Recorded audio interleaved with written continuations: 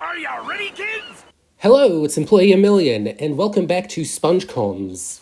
Now in 2022, so that means we're mostly doing episodes from 2002.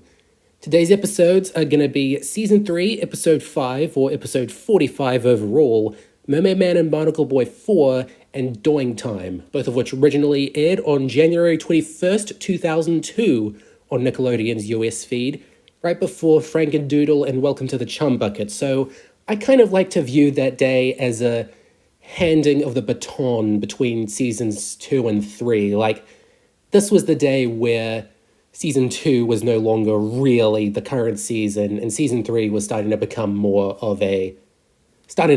the current season in a way, even though it had technically premiered the prior year with The Bully and Just One Bite.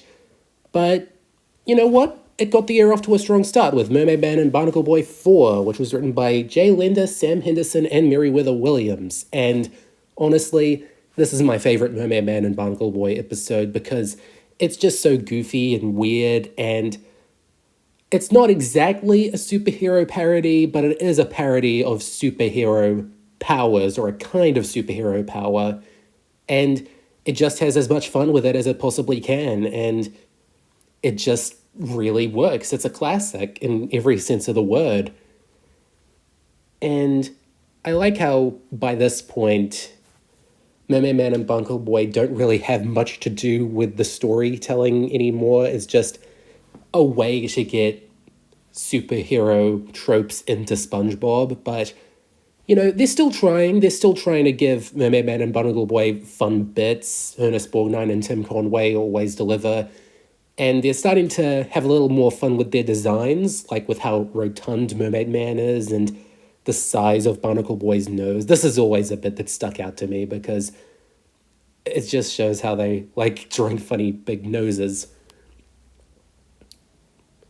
And yeah, despite the cuckoo story, I do really think that SpongeBob is in top shape here as a character, as a protagonist that we sort of want to see learn the right lesson about fandom, because a lot of Mermaid Man and Barnacle Boy episodes are about that. SpongeBob learning to have to keep his distance from Mermaid Man and Barnacle Boy, leave them alone once in a while. And this is sort of an inversion of that. It's sort of him taking something from them and trying desperately to make sure they don't find out, even though they do eventually. But yeah, I do think that this was a smart way to sort of turn the first few installments on their head. And it's just really funny all around. I do really like the image of the 50s Cadillac being their invisible boatmobile this time. In general, I do really like that use of live action, and probably some of the best paintings in the show up to this point, because you've got some really detailed looks at the belt, and especially the one where it zooms in on all its little gizmos. That is especially good. I remember being really blown away by that shot as a kid, but it's coming up soon. Currently, it's just mostly, you know, introducing the belt, what it does. And SpongeBob says that Mermaid Man and Barnacle Boy have been going at it for 65 years now, so since about 1936, 7, late 30s, which was when characters like Superman and Batman started to come around, so yeah, that makes total sense.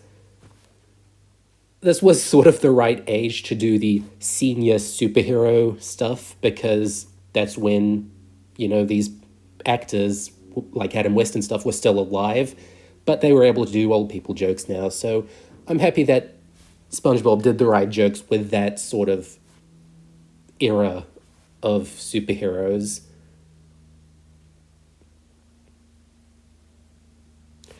Something else I really like is how the music is a little higher pitched than usual, because everything in the kitchen's now tiny. In general, I think shrinking episodes are a bit harder to do than other episodes in terms of like your little animation checklist, because not only do you have to make all these different bigger backgrounds for the smaller characters, but you also have to make sure that sizes are consistent. Well, a little more, not so much consistent, but impactful. And the funny thing about this episode is that it goes way more into the impactful than consistent. And I don't know if it's a property of the belt, but it feels like every time you see the shrunken characters, they're just a bit smaller until an entire city is smaller than Plankton. And I don't know if that was an intentional joke or an intentional thing about the belt, that it gives a big blast and then it slowly shrinks them down even further, or if it was just an oversight, or if they were thinking in the writer's room, wouldn't it be funny if they were this small in this scene, and then just kept doubling down on that sort of joke. But something else that also struck me about this episode is that it's pretty violent for season 3, because you've got all these grotesque transformations that SpongeBob gives Squidward, which, I mean, is par for the course, but a few of them are cut out in foreign airings, like the one off screen where you just hear him, doing these monstrous groans. Like, it just completely leaves it up to your imagination, and you don't know what's happening. And yeah, I can see that frightening a younger kid. And then there's also the sort of fight inside SpongeBob at the end, which you've kind of seen before in Plankton, but here they get a lot more, like, gruesome when you think about, oh, also SpongeBob isn't wearing the belt there. Oh, and here comes Patrick. Patrick is probably the best thing about this episode, and he's so good, he's such a good part of the episode that he sort of disappears in the final act and you don't even notice, because his stuff in the second is just so good and memorable. Like, here comes a giant fist, and I think what works about Patrick in this episode, and some of his best performances in seasons 2 and 3, and even 4, is that he's not the stupidest man alive, but he has a very warped sense of logic. He isn't super smart, but he thinks he's smart, and SpongeBob will sometimes think he's smart. And I think that just makes him such a classic example of the dumb character, because it's not about intelligence, it's about a lack of common sense, yet he still is sort of friendly and sort of strong and sort of smart when he really needs to be. Obviously not with the study of wombology, because although that's a very good meme and it is one of the classic Patrick bits, it really hasn't developed a life of its own. Like, people aren't studying wombology in real life. Maybe it is a term somewhere on the internet, but it's not really a thing people have studied, and it's just because it's a thing being said by a clueless little starfish. Oh, and yeah, seriously, the escalation of this episode is pretty strong. Like, I talked about how, like, the shrunken characters keep getting smaller, but in general, from this point on, from when Patrick and the Piccolo shrunk, it just keeps getting more dangerous. SpongeBob is more unhinged, and he just sort of gets everyone in Bikini Bottom in on it. Except for Mr. Krabs, for some reason. He never appears in this episode, and I don't really know why. In general, he really wasn't a mainstay in the Mermaid Man and Barnacle Boy episodes. Like, he was in the 5th and 6th, I think, but yeah, for some reason they kind of lived in different worlds for a while. But this little scene of SpongeBob just zapping everyone who comes into eyeshot with him, this is pretty funny. Though something I've always wondered is if the last one that you only hear, the old, "What's up, Sponge?" I don't know if that's supposed to be a reference to the old Budweiser ad campaign from the 90s, or if it's just a reference to something else, or just something silly that they just thought of throwing in there, because it works in all different contexts, and it's just a good joke that I always think about, because I don't exactly know the intention. Maybe it was all three, I don't know. And for some reason, SpongeBob's mother appears in this episode, but his father doesn't. And I think that's the only time you really see his mother in this episode. I could be wrong about that. Oh, and here we have Mermaid Man and Barnacle Boy, and yeah, I know Sporgnine is still doing a good job. He is kind of understanding until he isn't.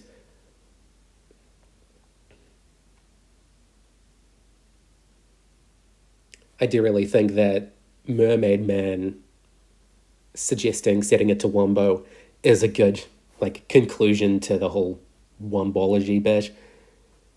And then we get this big fight scene with all of them shooting out and them trying to tear up SpongeBob's internal organs. We sort of had Plankton controlling his mind in season 1, but now we're getting them just kicking and even sawing his blood vessels, and it's really violent, especially for a G-rated show. Well, at the time it was Y, now it's Y7, because of stuff like this. You know, like hitting his brain and bones that real-life sea sponges don't really have. But the bit that really sticks out to me is Mermaid Man and Barnacle Boy saying, "We've been shrinking for years, but this is ridiculous." I don't know why. That just works so well as a joke that you don't really get as a kid, but then you kind of get both meanings as an adult. And also, this ending's really funny. I don't really need to say anything about it. Maybe this is where, Plankton's dream and sleeping time kicks in. But overall, I spent most of this commentary track just talking about how classic of an episode this is, and that's about right. It is a classic. Enduring Time was written by Aaron Springer, C.H. Greenblatt, and Meriwether Williams, one of their last episodes together as my power trio. And although this isn't one that I sort of think of when they come to mind, it is still full of good old SpongeBob humor, like the best of everything that seasons 2 and 3 had. And it's also kind of an example of the show getting a bit zanier in its third season. A show about a talking sponge has always got to be zany, but Mermaid Man and Barnacle Boy 4 had violence. This one has melon violence. What the melons ever do to you, SpongeBob? But it also has, it kind of descends into complete nonsense by the end, and I can see why this isn't everyone's favorite episode, but I still think it's good. I still think it's funny. I still think that its goal is to deliver jokes, and most of the jokes do land. By this point, they've just completely given up on trying to make SpongeBob look like a driver who wants to be more competent. They've just made him a complete daredevil by this point. And while it does strip him of a bit of relatability, I do think that it was sort of necessary for this episode. Just make some of the jokes land more. And plus, it's not really meant to be taken as seriously as something like Boating School or even No Free Rides. This episode also sort of picks up on the running gag of Mrs. Puff ending up in jail all the time, like in Hall Monitor and No Free Rides. This is the first episode to be entirely dedicated to it. It will be brought up again later and stuff like, Ditchin' and The Getaway. But this is, the major Mrs. Puff jail episode, and is probably the reason why it's remained a running gag after all this time.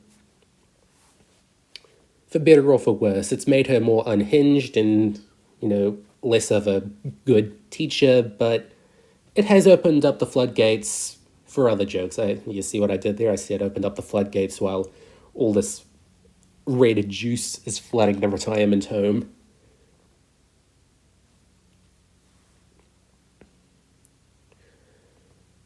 So, the prison jokes.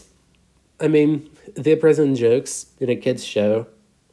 I'm not saying that you can't make prison jokes in a kid's show. I'm just saying, these are the sorts of jokes they make, This is the sort of room they have. The wardens are incompetent.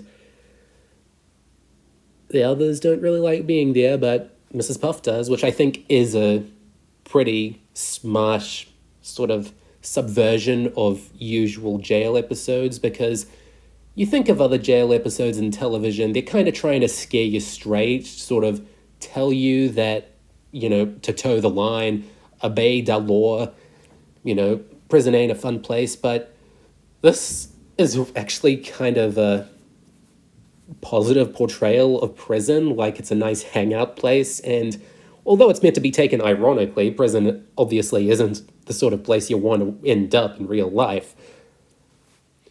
You kind of understand where Mrs. Puff's thought process is, because the less time she spends around SpongeBob, the happier she is. And this is as far away from SpongeBob as she can theoretically possibly be.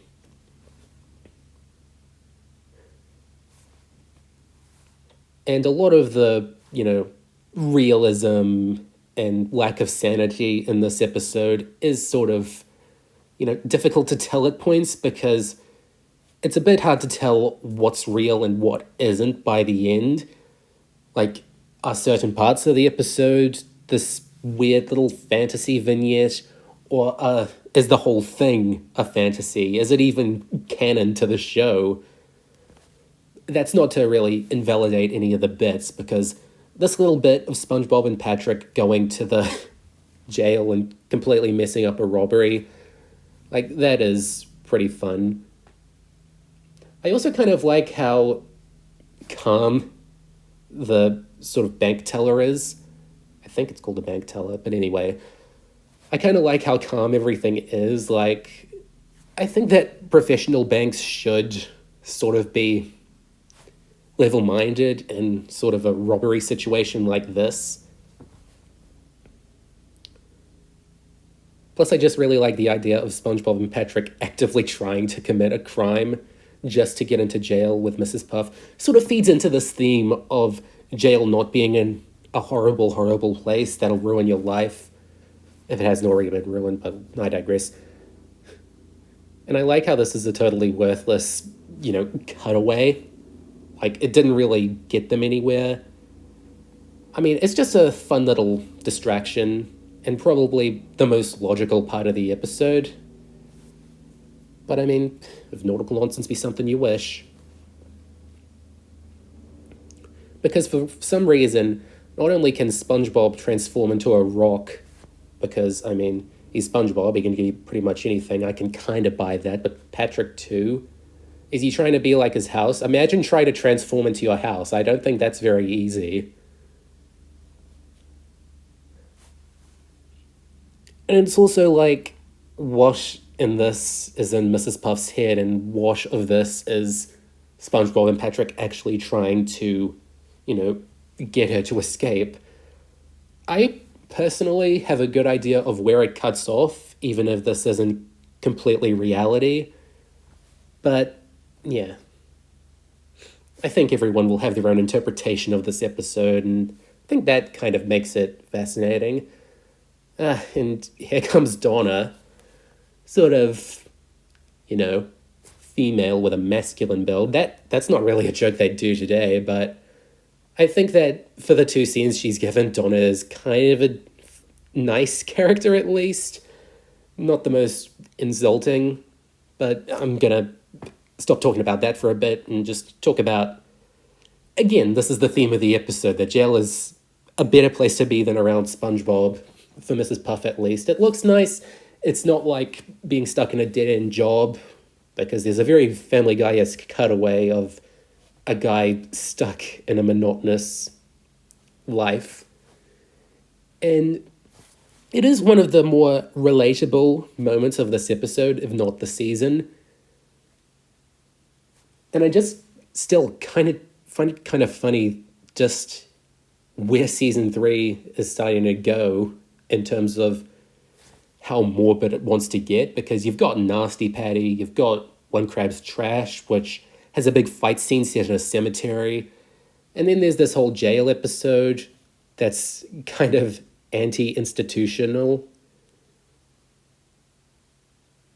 I do kind of think that season 3 is trying to be a little more satirical than season 2, and I do kind of prefer if SpongeBob just does, like, wacky, silly episodes, sort of a fun time. So it really is starting to give season 3 a different feel from the first two in terms of where they take the characters. Because I think SpongeBob gets arrested later this season too in the party special.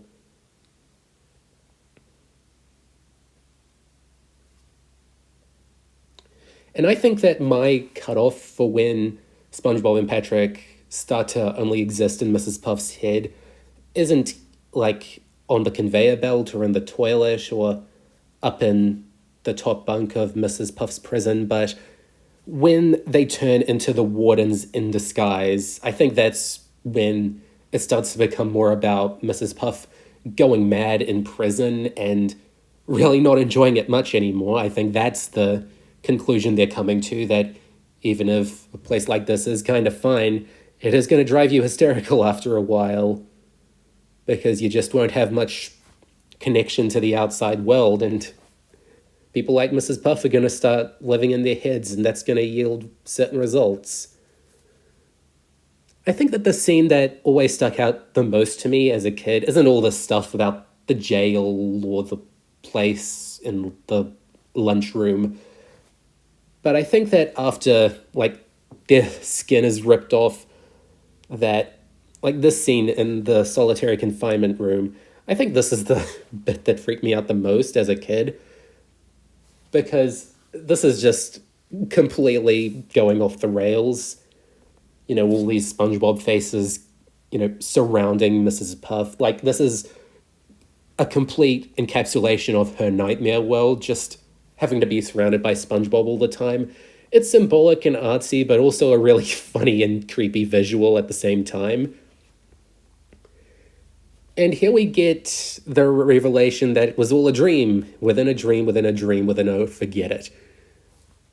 And I sort of think that this is the only real way they could have ended the episode, because as funny as all the stuff in prison was, there's only so far you can take it before it just feels a lot, you know, darker and weirder than usual, even for SpongeBob. So making it even weirder and making us second guess of what we've been watching this whole time has actually been Mrs. Puff. Just... And some of these endings kind of feel like that second fake out sort of feels like something they would have done in the 40s and 50s, and maybe like a Twilight Zone episode or a 50s horror movie. Like, the characters has always been insane, but it just gets weirder and zanier, and then just cuts out at the right point, making you wonder if any of this mattered at all. But, you know, still a funny episode if nothing else. And that was Mermaid Man and Barnacle Boy 4 and Doing Time. Last time, a couple months ago, when I did Nasty Patty and Idiot Box, I asked you if you prefer boxes or bubble wrap as sort of a thing to play with. Overwhelming amount of you were plebeians. Super Seal has it, bubble wrap. Come on, you're watching SpongeBob. Bubbles, come on. Get it together, guys. No, but seriously, if you did enjoy playing in boxes, sure, good for you. Can't change your childhood about that. Next time, it's going to be about snowballs and trash. Welcome to winter. It's going to be about snowball effect and one crab's trash next month. Goodbye for now.